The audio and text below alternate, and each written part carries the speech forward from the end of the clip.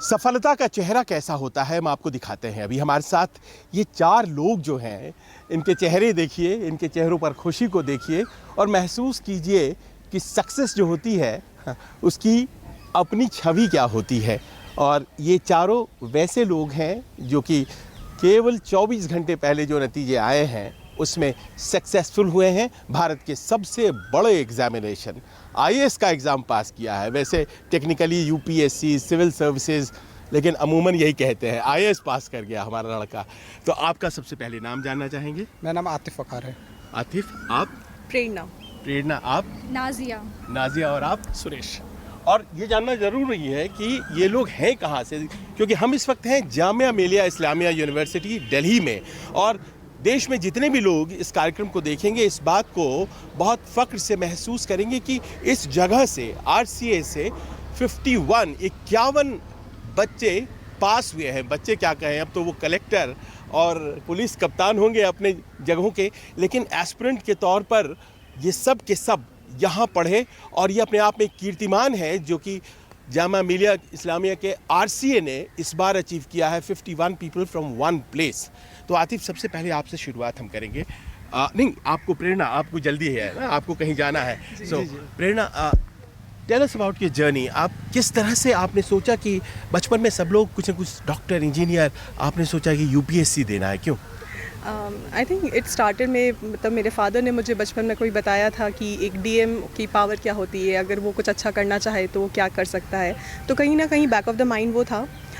उसके बाद थोड़ी जर्नी डिफ़िकल्ट हो गई थी। I lost my father at a very early age. तो उसके बाद मैं और मेरी मम्मी थे।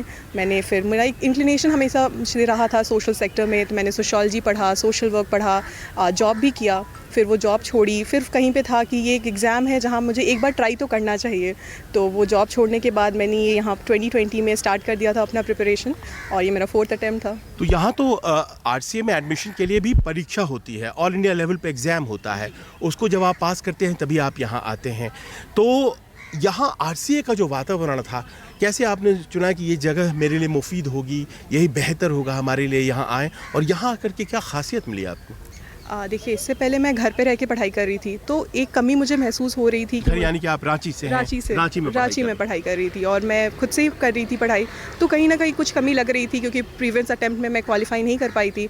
तो मुझे आरसीए के बारे में पता था। मैं यहाँ से पढ़ी भी हूँ, मैंने जामिया से मास्टर्स किया है, तो मुझे पता था आरसीए के बारे में। एंड आई वुड से कि आरसीए की बेस्ट चीज़ है इसका इन्वायरमेंट, यहाँ के जो लोग हैं, जो पीयर ग्रुप आपको मिलता है यहाँ पे, आपको वैसे लोग मिल रहे हैं जो आपकी माइंडसेट के हैं, जो वही एग्ज़ाम क्लियर करना चाह रहे हैं जो आप चाहते हो, वो हेल्प करते हैं आपको। I am so sorry. तो वो आपको हेल्प करते हैं, आप उनसे डिस्कशन करते हो, बहुत कुछ सीखने को मिलता है। मैं यहाँ पिछले साल आई थी मेंस के टाइम पे, और मुझे लगता है मेरे आंसर राइटिंग इंप्रूवमेंट में काफ़ी हेल्प हुई है। यहाँ पे जो बेसिक फैसिलिटीज़ है, जैसे लाइब्रेरी हो गई, 24/7 खुली है, तो आपको जब पढ़ने का मन है आप जाके पढ़ सकते हो। एडमिनिस्ट्रेशन स्टाफ जो है वो भी काफ़ी हेल्पफुल है। तो यहाँ आके बस पढ़ाई अब आपको करनी है, वो आपके ऊपर है, आपको पूरा माहौल मिल जाता है। और इस एग्जामिनेशन को जब आप पास करते हैं तो आप ही केवल पास नहीं करते हैं, आपका समाज, आपका कुटुंब सब पास करता है। गलत कह रहा हूँ या सही? जी डेफिनेटली। भले पीडीएफ में एक इंसान का नाम होता है, लेकिन उसके पीछे बहुत लोग लगे रहते हैं, जैसे फैमिली मेम्बर्स, फ्रेंड्स, सब चाहते हैं कि आप आ जाएं और सबका सपोर्ट रहता है। तो इसीलिए सपोर्ट, और भले पीडीएफ में नाम एक जन का हो, लेकिन सपोर्ट और मेहनत सबकी रहती है। I know. देखिए, ये जामिया में हम खड़े हैं, यहाँ इतने वातावरण में लोग, आसपास सब जो लोग पास किए हैं, मुखर्जी नगर में, जेएनयू में, कौन, बेड़सराय कहते हैं ना, वहाँ, उसके अलावा राजेंद्र नगर, बहुत से छात्र, विद्यार्थी, स्टूडेंट्स लगे हुए हैं इसमें, इन प्रयासों में। कुछ का नाम आता है, उनमें से आपका एक नाम आया है। तो ये जो क्लीशे सवाल होता है टीवी वालों का, वो मैं आपसे पूछूंगा। आपको कैसा लगा अचानक ये खबर जब आपके ऊपर डाउन बॉर्न की? देखिए, पता तो था कि रिज़ल्ट आने वाले हैं, दोस्त साथ में बैठे हुए थे, लेकिन डर हमेशा लगे रहता है कि होगा नहीं होगा। नहीं, कभी सुबह से बताइए, क्योंकि सुबह जब हुई होगी, आँख खुली हुई होगी, तो आपको लग रहा होगा आज तो नतीजे आने हैं भाई, क्या करें। जी।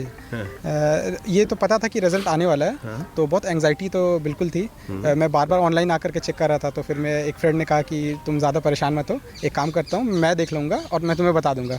तो मैं उसे उस वक्त फ़ोन रख दिया, उसके बाद फिर उसने बताया, तो डेफिनेटली बहुत अच्छा लगा। एंग्जाइटी तो शुरू में था, और उसके बाद कभी कभी यकीन ही नहीं होता है। जैसे कल रात में मैं सोने जा रहा था, तो मैं फिर से वेबसाइट खोलकर डाउनलोड करके पीडीएफ की क्रॉस चेक किया कि सच में हुआ है क्या। क्या बात कर रहे हैं, कई घंटे बीत चुके थे? डेफिनेटली मैंने कल PDF को 7 से 8 बार डाउनलोड करके चेक किया कि सच में हुआ है क्या ना, भरोसा ही नहीं हो रहा था।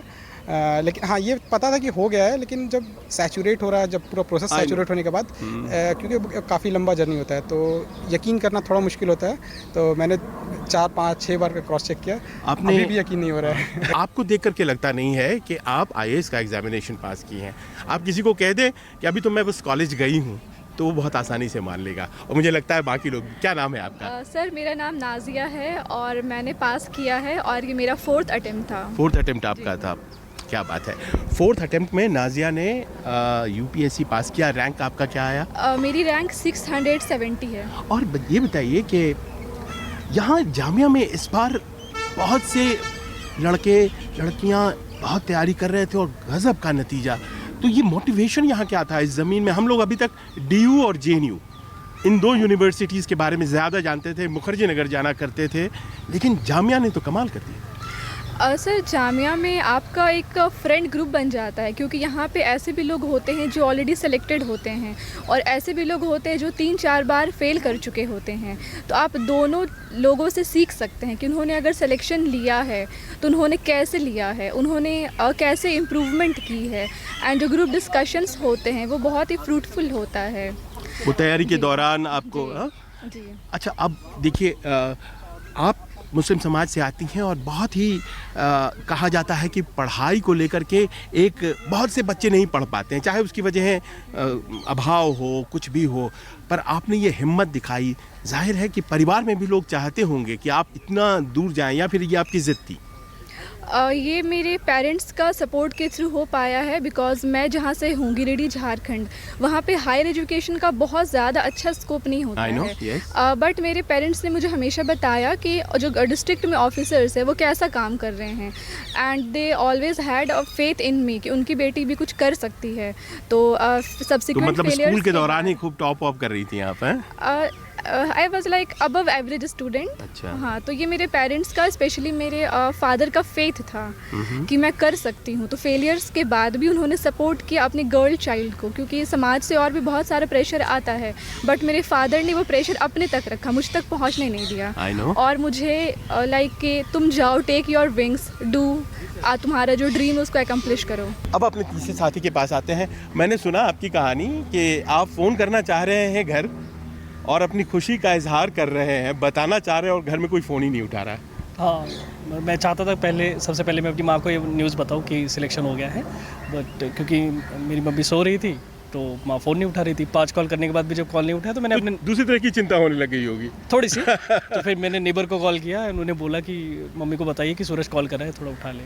अच्छा, तो आपका नाम क्या है? सुरेश। और आपका रैंक क्या आया है? मेरा रैंक 658 है। और ये कितना अटेम्प्ट लगा आपको? ये मेरा 6th अटेम्प्ट था, इसके पहले 5 अटेम्प्ट में मेरा प्रीलिम्स नहीं हुआ था। और डोंट टेल मी, क्या बात कर रहे हैं? मेरी स्टोरी सेम है।